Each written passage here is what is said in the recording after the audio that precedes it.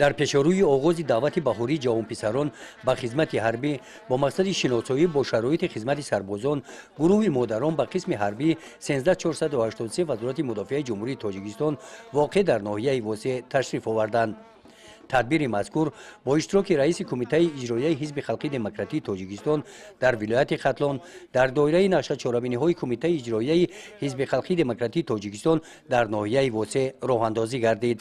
اشتراکچیان عیادت از قسم حربی از شرایط جای خواب و استراحت سربازان و دیگر نقطه‌های خدمت عسکران دیده نمودند. در دوره این سفر همچنین مهمانان از بنای تعلیمی و شرایط‌های کتابخانه قسم حربی شناس گردیدند.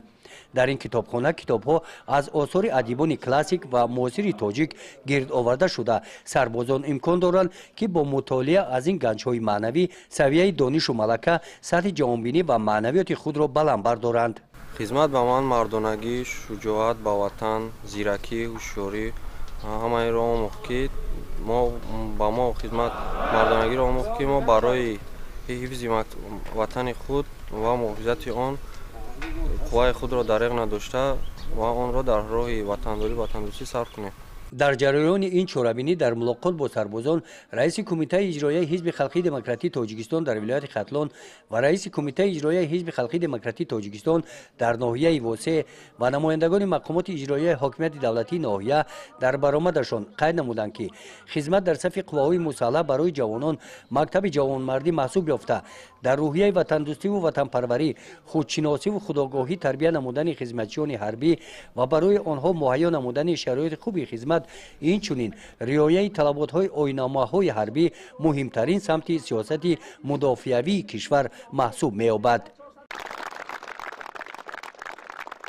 در همین محیط ایدانه برای خدمت صافدلانه به یک قطار سربازان از نام کمیته اجرایی حزب خلقی دموکراتی تاجیکستان در ناحیه واسع سپاسنامه‌ها تقدیم کرده شدند.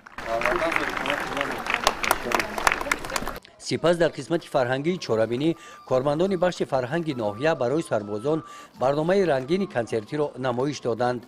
بعد انجام برنامه فرهنگی وقت خوراک نصف روزی اشتراکچیان چهاربینی با شرایط آشخانه قسم حربی شناس گردیدند. در چنین محیط در صحبت روبرو سربازان شکرانه کشور عزیز تاجیکستان محبوبمان را نموده برای در قسم‌های حربی مملکت مهیا نمودن شرایط‌های خوبی خدمت مینداری خود را به حکومت جمهوری تاجیکستان رسانیدند. گزارش خواجه نظریف خدای نظر ظهروف از ناحیه واسع برای برنامه اطلاعاتی نوید.